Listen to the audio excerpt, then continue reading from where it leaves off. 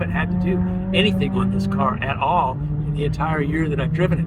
I haven't even pulled the spark plugs on it yet. Because the Cardinal is pretty light and it uses all these off-the-shelf components that are made for much heavier cars and much more extreme use cases, everything just lasts a lot longer. Even on our tires, we're getting way more life out of them because we just don't overheat them. We don't push them beyond their heat limits. And so tires that a lot of people only get a couple of sessions out of, we're getting whole weekends, several weekends out of.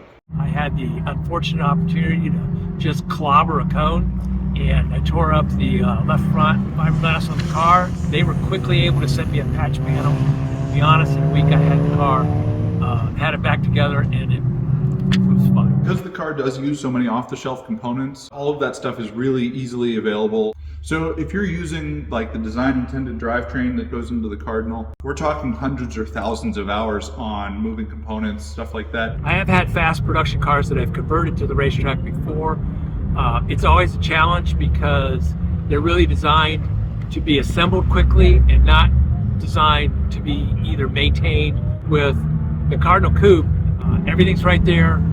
In 6 bolts, you can pretty much take about any part of the car off.